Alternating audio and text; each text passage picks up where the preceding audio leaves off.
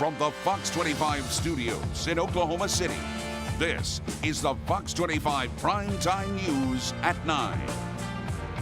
Breaking news into our newsroom in just the last 30 minutes, an officer-involved shooting in Caddo County. And the search is on for a missing Oklahoma City pilot. How one group is working tonight to carry on his mission to help animals. And a massive winter storm is pounding the East Coast right now. But first, Fox 25's Jennifer Falsetti has details on that breaking news. She's at the live desk. Jennifer. Yeah, Mike and Wendy, we're actually following several breaking news stories for you right here at the live desk. The first came in just about an hour ago. This is breaking news out of North Korea. The AP is reporting that North Korea has agreed to hold high-level talks with South Korea on Tuesday. We're going to continue following that for you as well, but we're also going to go now to Caddo County to I-40. This is where we're hearing reports of an OHP trooper involved in a shooting. It happened on I-40 westbound in the outside lane near mile marker 99. That's between Clinton and Hinton. That part of the highway is closed to traffic while police investigate. The trooper, we are told, is fine. The suspect is down. Their condition is not known at this time. We do have a crew on their way to the scene, and we'll bring you more details as we learn them right here at the live desk. Jennifer, thank you. The search continues right now for a missing pilot from Edmond. Dr. Bill Kissinger left the Wiley Post Airport yesterday for Texas. His plane was last seen heading over the Gulf of Mexico. Dr. Kissinger was on his way to the Austin area to rescue a disabled dog. Tonight, his fellow volunteers with Pilots in Paws made that flight in his honor. Fox 25's Caroline Vandergriff is live at Wiley Post with the latest. Caroline? Well, that plane landed here just about 45 minutes ago. It was the flight Dr. Bill Kissinger was supposed to make yesterday. And even though he is missing, his friends say he would have wanted that trip to happen. That's why his fellow volunteer pilots with Pilots in Paws stepped up to give that dog a lift. Dr. Kissinger's mission was to rescue senior husky Masaru. He has no use of his back legs. He's going to be staying here with the foster family for a few days, and he will then be taken to Las Vegas so he can get treated for his medical conditions. Now, these pilots give their time, the use of their plane. They covered the fuel costs to make sure these rescues happen.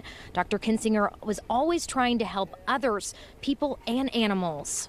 Whatever happened to Bill, he did it for this dog, out of the goodness of his heart, for the right reasons. And so it would be, kind of sad to me to not have that completed. Dr. Kissinger has been volunteering with Pilots in Paws since 2014. It's his passion. We're told he once flew 5 dogs in one trip just to make sure they found their forever homes. Now, his fellow volunteers here tonight were emotional, reflective, but still very hopeful that the pilot will be found alive. The FAA says the Coast Guard deployed a plane from Clearwater, Florida to search for Dr. Kissinger. The Coast Guard says a military plane was sent to investigate and reported that the pilot was slumped over and appeared unresponsive.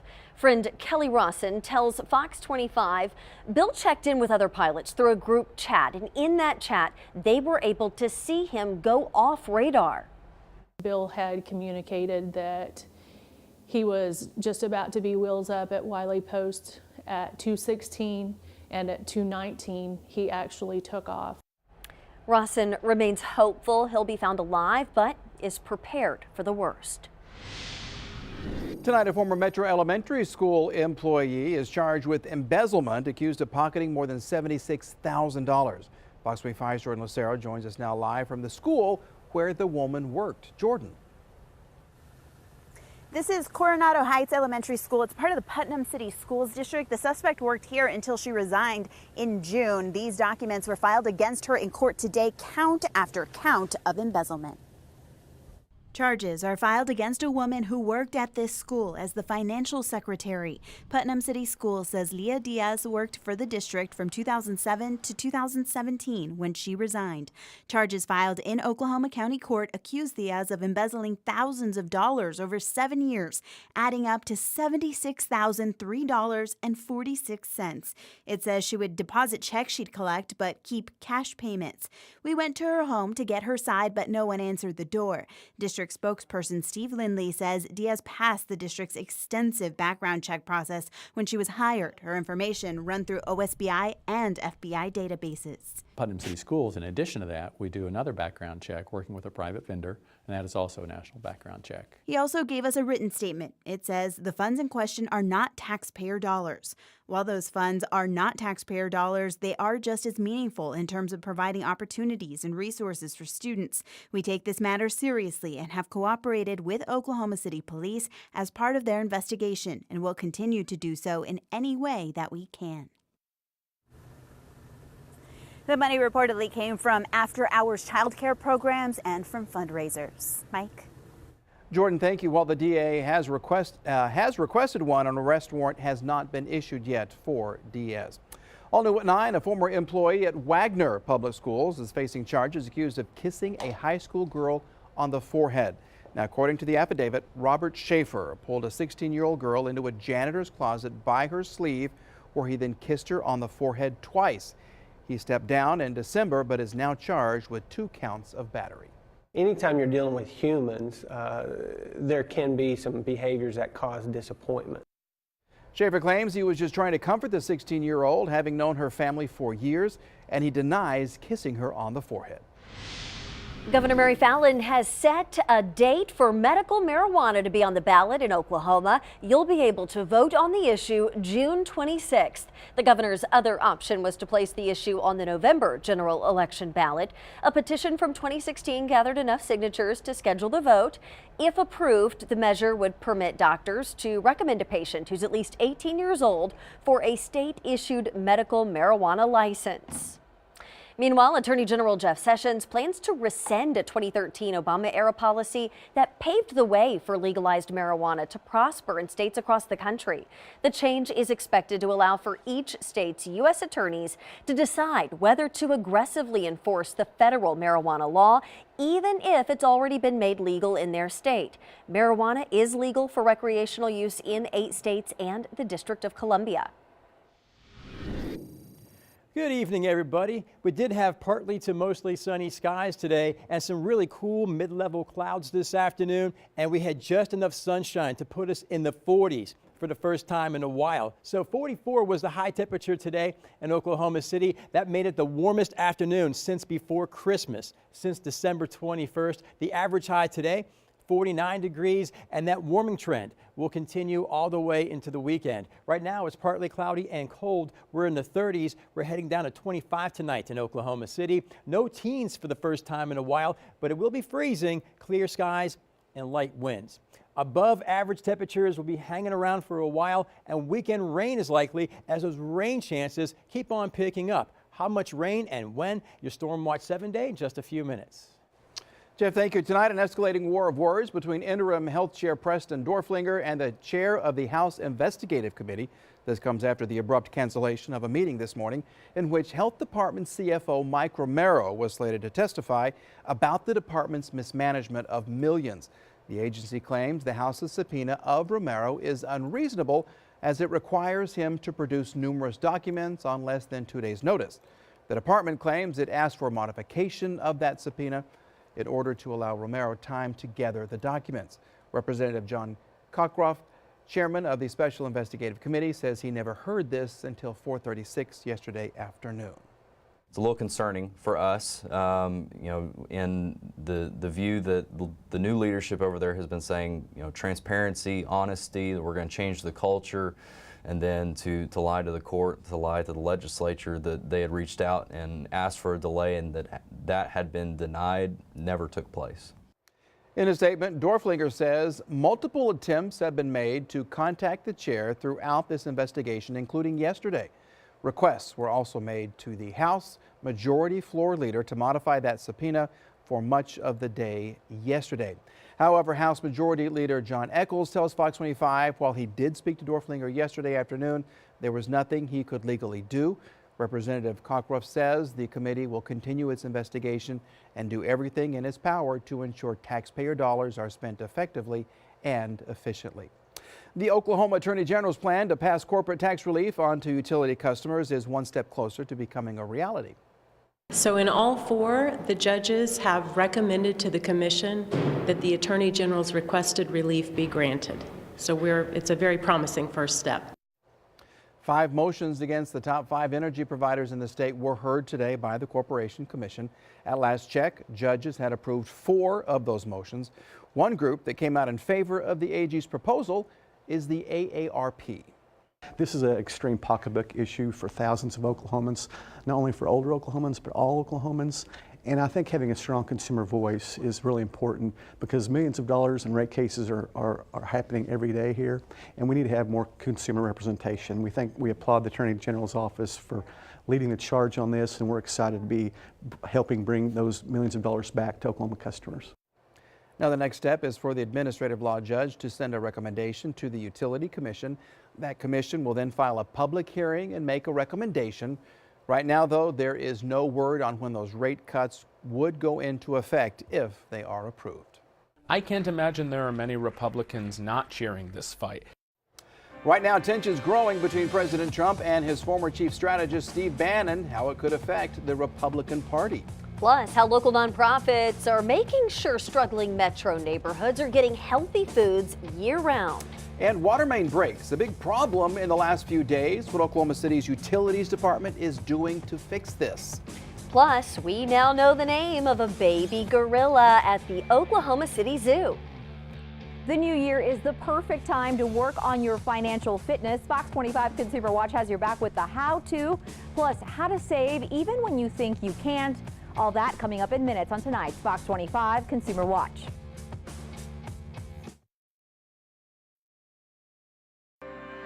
From the Fox 25 studios in Oklahoma City, this is the Fox 25 Primetime News at 9. Take a look at this. A car submerged in frozen water today in Massachusetts. From Virginia to Maine, more than 13 million people are under blizzard warnings right now. Already, at least 16 people have died this week due to the severe weather. Fox 25's Jennifer Falsetti is monitoring this for us. She is at the live desk. Jennifer.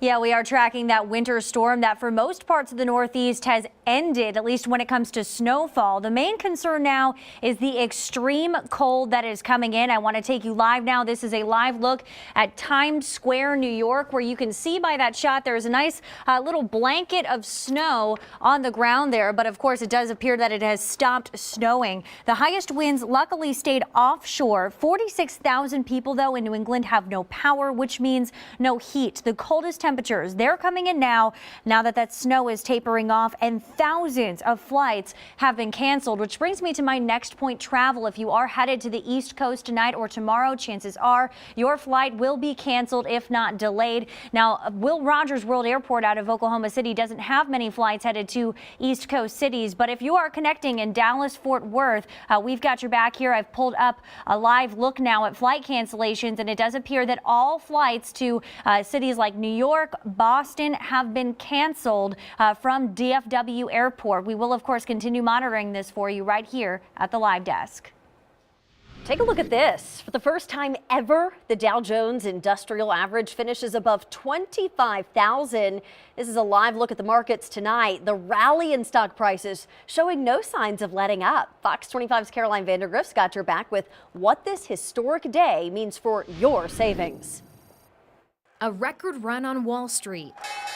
It shows how far we've come since the Great Recession of 2008 and 2009. The Dow closed above 25,000 today for the first time ever in its 120-year history. Both the NASDAQ and the S&P 500 also finished at record highs. It shows investors have a lot of confidence in the stock market and the economy right now. The question is, we don't know how long it's going to last. That's why financial advisor Mark Rose warns people not to make any knee-jerk reactions with their investments based on the news. This is a great time to pay attention and get into your statements and look at, well, what do I own in my 401k? And that way, they get a better understanding of what companies and what stocks they have a part of, but they might not need to do anything right now. Rose says your investment should be diversified and have appropriate risk for your age and how close you are to retirement. It's about the amount of time your money is invested in the market, not about trying to time the market. Because the market's going to go up and the market's going to go down. Reporting in Oklahoma City, Caroline Vandergriff, Fox 25 News. The recent climb comes after a stronger than expected jobs report from December. The private sector added 250,000 jobs, while economists predicted a gain of 190,000. The current bull market is the second longest in U.S. history. All new at 9, Oklahoma Senator James Lankford meeting with President Trump about immigration. Key Republican senators met with the president at the White House today amid negotiations to reach a compromise on border security issues and DACA. Trump touted the border wall he has long promised, along with his desire to cut family-based migration. Lawmakers said they thought the meeting made progress and that the president intends to have a bipartisan follow-up meeting sometime next week. Trump set a March 5th target date for DACA permits to begin expiring. Senator James Lankford sent Fox 25 this statement saying, in part, over the course of the last several weeks, we have negotiated in good faith with Senate Democrats on a DACA agreement. Unfortunately, our discussions on border security and enforcement with Democrats are much farther apart, and that is key to getting a bipartisan deal on DACA. Until that happens, we cannot accomplish the solutions our country needs and many families deserve. A feud between President Trump and former strategist Steve Bannon getting plenty of attention for how it could affect the political landscape. With two very powerful faces of the same political party at odds, what are the implications moving forward and who comes out on top? Chief political correspondent Scott Thuman gives us a look from Washington, only on Fox 25. I don't know, he called me a great man last night, so, he obviously changed his tune pretty quick. President Trump today giving himself the edge in a feud with his former chief strategist. That after Steve Bannon, now the head of conservative website Breitbart, was quoted in an upcoming book with some scathing words about Trump and his family, adding mistakes in their handling of Russia could be catastrophic. That prompted the president Wednesday to say when he was fired, he not only lost his job, he lost his mind. While Bannon since tried to bury the hatchet by praising his former boss, some GOPers, John Hudak of the Brookings Institution says, actually want this fight. I can't imagine there are many Republicans not cheering this fight. For many Republicans, Mitch McConnell, Paul Ryan, and other not just establishment Republicans, but mainstream Republicans and traditional conservatives, they are seeing an opportunity to shed Bannon from the party, and they can only see that as a good thing.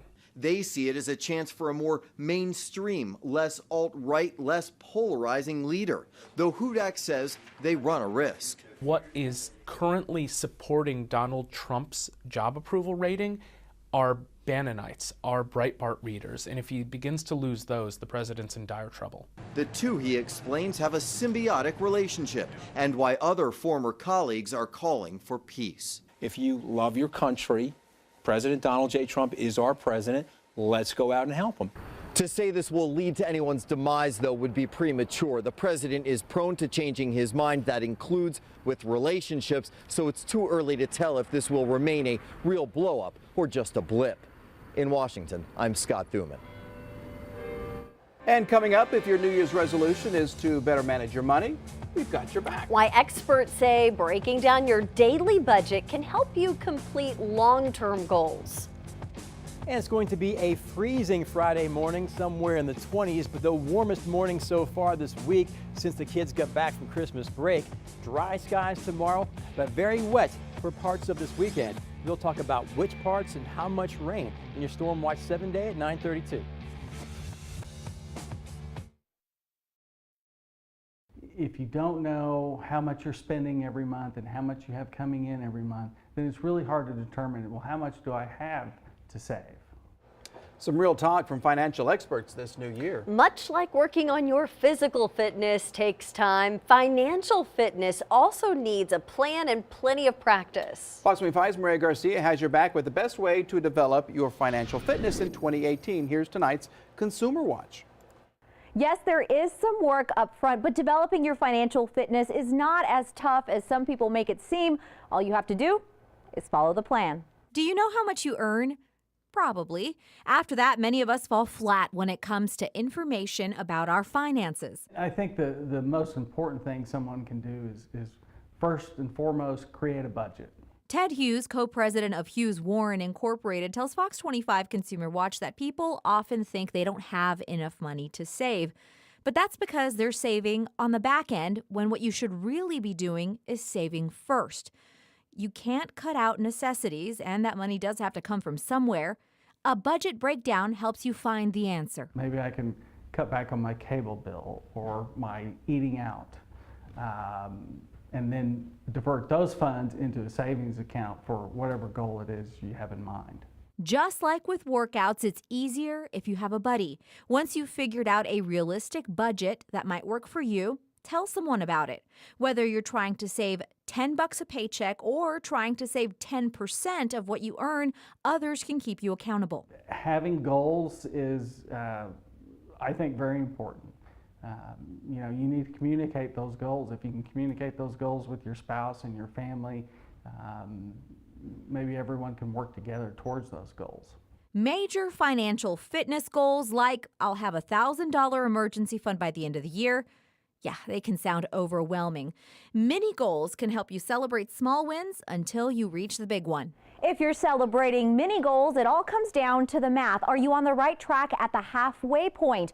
If you are, that's fantastic. And if not, it's a good time to reevaluate. Maria Garcia, Fox 25 Consumer Watch. And if something major happens during your savings process, like dealing with car trouble and then you're forced to use your savings, don't worry. Yeah, don't count it as a loss. That savings kept you from going into debt.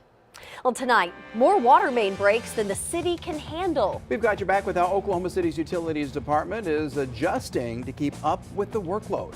Saving on technology, and it's not just cutting the cable cord. What you can do in 2018 that could save you up to $100 a month.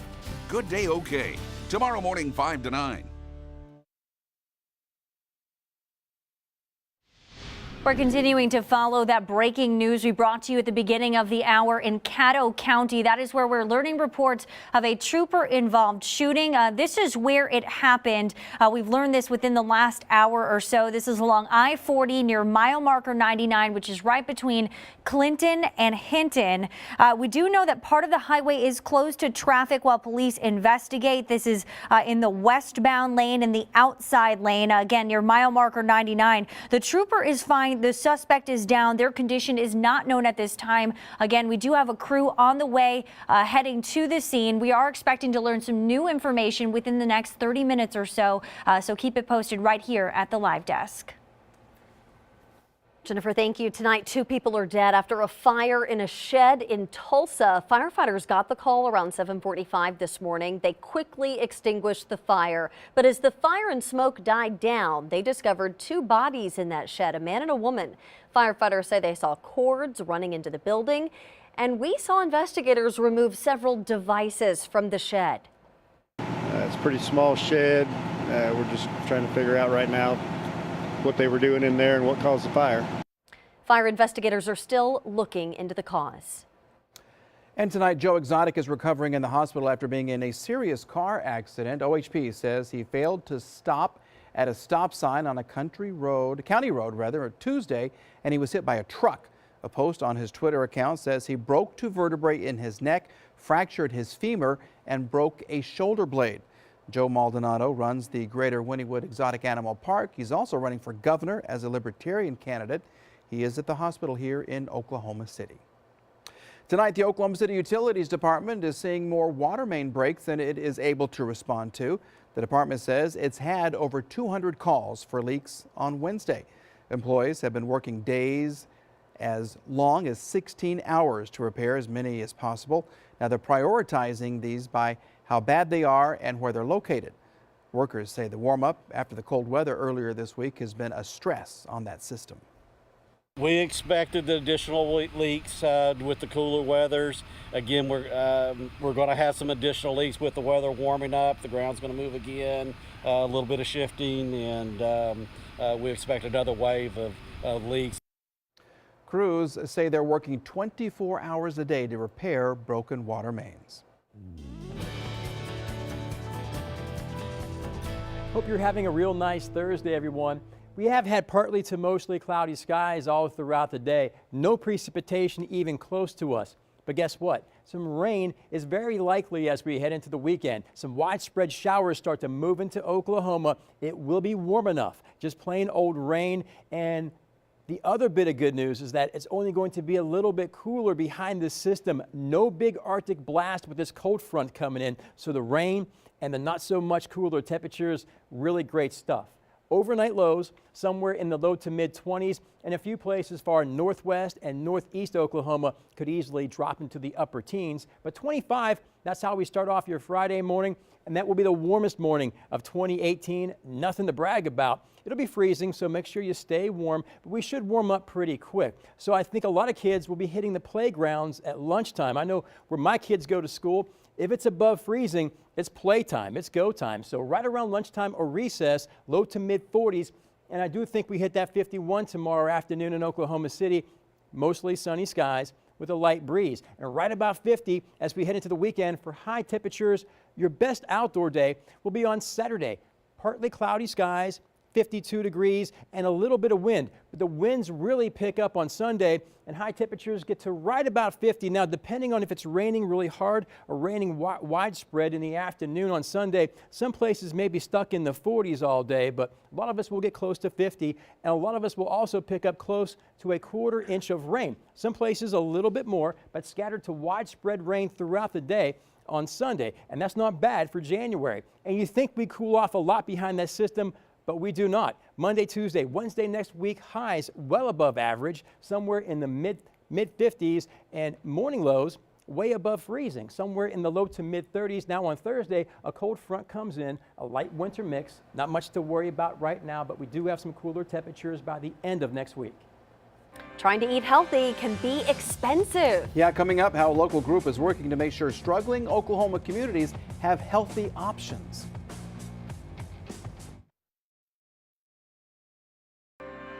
From the Fox 25 studios in Oklahoma City, this is the Fox 25 Primetime News at 9. Healthy food options can come with a very hefty price tag, and they're not always available in every community. Good Day OK anchor Jasmine Anderson shows us how a nonprofit is trying to make sure at-risk communities have access to healthy foods. With the building's vibrant colors, it's hard to miss the Sustainable Science Academy off Martin Luther King Drive. Formerly known as the old YMCA, it's now a child care center for higher learning. Young kids are introduced to ag education and have access to locally grown fruits and veggies. We have a vegan cook on staff that actually incorporate all of our locally grown foods that's on the grounds in their meals. The center also provides opportunities for women with interest in ag careers. And it wouldn't be possible without the National Women in Agriculture Association. They call us Fighting Women Farmers. Dr. Tammy Gray Steele is the executive director and the owner of the organization. And for the last 10 years, it's been her mission to help underserved populations, but she needs funding to keep the operation afloat. And if we do not get language in this farm bill, ultimately our organization that is so vital to many lives across the United States as well as overseas will perish. We will be no more. They won't get the best. They will either end up in the system. A lot of teenagers of this community will end up in jail. Dr. Steele will head to Washington, D.C. on January 7th and will meet with Congress to bring awareness to the issue, with hopes to continue to grow and cultivate the lives of young people. It's about saving and educating youth as well as saving women of color. It's just rewarding when I see a mother come in from work, a single mom that knows that her child is being taken care of, or I provide them with a job where they receive a paycheck every week, where traditionally in this community they would not see. The National Women in Agriculture Association has 42 chapters nationwide and needs sustainable funding to operate in underserved communities. If you'd like to donate to the GoFundMe page, we have a link for you on our website, okcfox.com. All new tonight, the Oklahoma City Zoo has announced a name for their new baby gorilla. She is going to be named Azinza. She was born in December. She is the 26th gorilla born at the zoo. Now another gorilla is pregnant and will give birth this summer. Tonight, we're getting a first glimpse of the designs for the 17-story Omni Hotel to be built downtown. The 605-room hotel, along with a garage, will be built by the city. It's part of the Core to Shore plan. The hotel will be next to the city's new convention center, being built as part of the MAPS 3 project. There was no grand prize winner in yesterday's more than $460 million drawing, but at least 6 tickets won secondary prizes of $1 million or more. Here in Oklahoma, 1 ticket locally bought hit 4 of the numbers, winning a $50,000 prize. No big winner means Saturday night's Powerball jackpot will be an estimated $550 million. And the first weekend of January does start off freezing, but 52 and partly to mostly cloudy for your Saturday afternoon. By far your best outdoor day this weekend because the winds and the rain chances really increasing on Sunday, and we will spend most of the day in the 40s. If it's not raining too much in the afternoon, we may hit 50, but it will be windy with that off and on rain. Another peek at your 7-day coming up next. Wildfires in California threatening to make home fire insurance unaffordable. California Department of Insurance issued a report today saying that homeowners are facing more severe, unpredictable, and more frequent wildfires. That could result in insurance companies declining to cover many homes. More than half of the counties in this state have over 25% of their homes in the category of high or very high risk.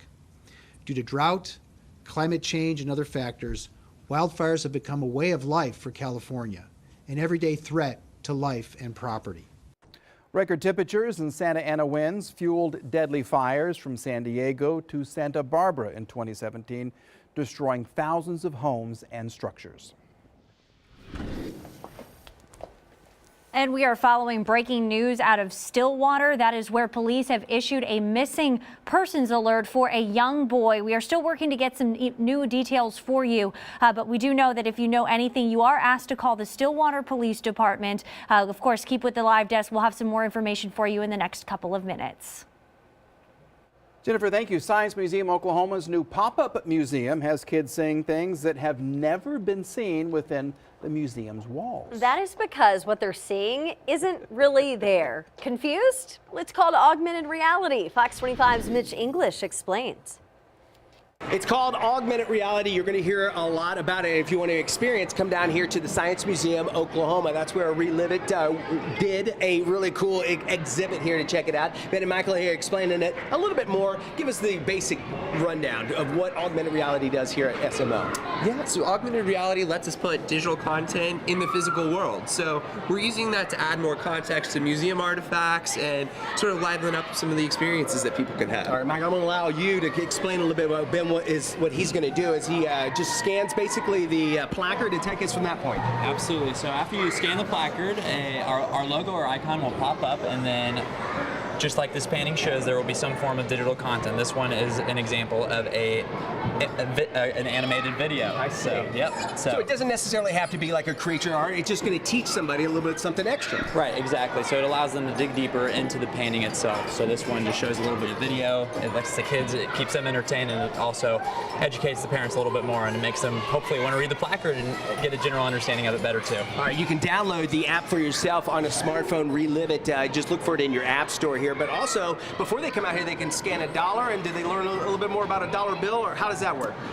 So it's under the Demos tab in the main menu, and it'll come up with a little preview of the draft that we saw earlier. Okay. So you can kind of see some fun AR content in the home environment. All right, you check it out. We'll have links actually to where you can download it for yourself on smartphones as well. It's on our website at okcfox.com. I think that is just so cool. Mm-hmm. Can't wait to check that out. Big swig of cough syrup, so I'm kind of seeing some augmented reality right now. So go ahead, Jeffrey. Okay. A lot of information there. Thanks for that, Mike. I'm fighting something here. Yeah, I know. And if you have a cold or if you're feeling under the weather, some pretty good news, because we usually spend at least a week to 10 days every January of above average temperatures, and for this year it does start tomorrow. Highs mostly in the 50s all the way into the middle of next week, and rain is likely coming up on Sunday, so do not plan for too much outdoor activity, but feeling pretty good Monday, Tuesday, and Wednesday in the afternoons in the 50s, morning lows above freezing as of right now with a cold front. Late next Thursday, a light winter mix is possible, so stay tuned on that, but as of right now, not looking like a big deal. I'll continue my look at fathers of famous athletes tonight. Going to switch sports from basketball to baseball with the father of former Midwest City Bomber Matt Kemp, who's back in L.A. with the Dodgers. Speaking of L.A., that's where the Thunder are tonight. Highlights of that. I'll also talk some Oklahoma football. They gained a player and are losing another. I'll explain where tight end Mark Andrews fits into that story next in the Sports Wrap.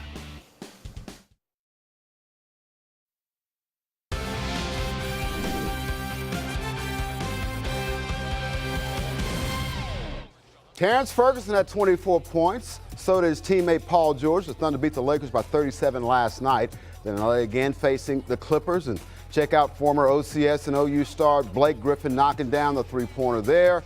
Thunder come back with Paul George knocking down two as well. Early score, 5-4, Clippers on top.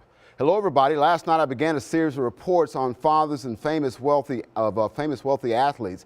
Basketball was the sport with Tommy Griffin, father of NBA star Blake Griffin, who you just saw there. Tonight I'm going to switch to baseball, where former Midwest City Bomber Matt Kemp has made a name for himself in Major League Baseball.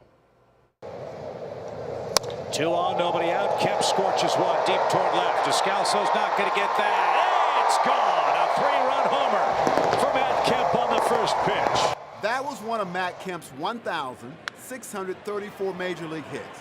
One of his 259 home runs that he's hit as a member of the Atlanta Braves, San Diego Padres, and Los Angeles Dodgers. More than pretty good for a guy whose first love was basketball. And playing in the major leagues wasn't what his dad was looking for. Did you think he'd be a pro athlete, or was it just to get in college, get the college paid for? You know, I think it's easier to take it one step at a time and see where their career leads them, rather than try to force them into something. You know, you can be a professional athlete, But he was, whatever sport he played, he was focused. Playing in Los Angeles exposes big money athletes to big money stars. It's Hollywood, and there are no secrets with names like Rihanna in your past. The times that I'd go visit him, he was even doing rehab. Paparazzi is everywhere. It doesn't matter if he's going to work out. You know, we're coming out of a rehab session, and there they are taking pictures. I'm like, dude, is it like this every day? And finally I figured out that's the way it is. He's in Hollywood. You still get that fatherly advice? He's 33. My deal is this, we raised our kids, and that's all you can do. You do the best you can with them. You give them everything you can give them as far as how things work in the world. You know, outside of this little shell that you're in, because once you step out there, it's real life. Since becoming a major leaguer in 2007, Matt has made somewhere in the neighborhood of $127 million. And he's due another $43.5 million over the next 2 seasons. But Carl still works his job as a field supervisor at OG&E, a job he's held for 30 years. I enjoy what I do. I've always enjoyed that. But my thing is what kind of example would I be setting for, if I said, well, you know, my son is this and that, I can just sit back and let the good times roll. Well, you know, I put quite a few years in. I've got a pension. I want to make sure I get my money. He got his, let me get mine. Yeah. So, but there were some people that always ask me, you know, why are you still working? And that's the reason, is because, you know, he's Matt, I'm his dad. I don't need, you know, if he wants to do something, fine. There's no obligation to, you know, take care of your mom. You know, that's all. Boys are always gonna do that. Yeah. But he's a good kid. He's got his head on straight.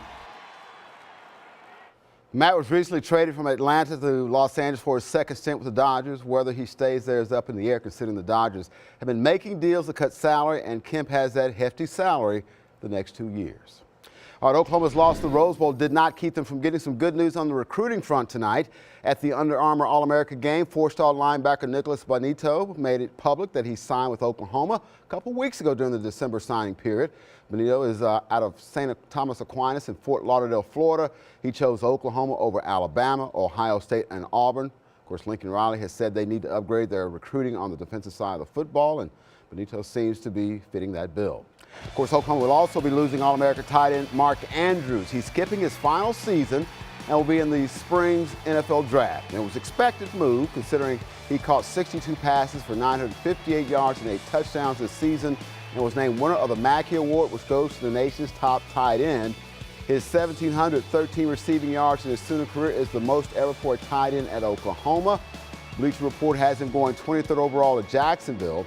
He joins teammate Orlando Brown, who announced yesterday he'll be skipping his final season and turning pro. January 15th, the deadline for players to announce their intentions. Also, women's basketball tonight. Oklahoma got a big win tonight. They beat TCU by 13, 84-71. A big fourth quarter where they outscored TCU 28-12. The big difference. Stick around. We got more news, weather, and sports coming up top of the hour. We'll see you later.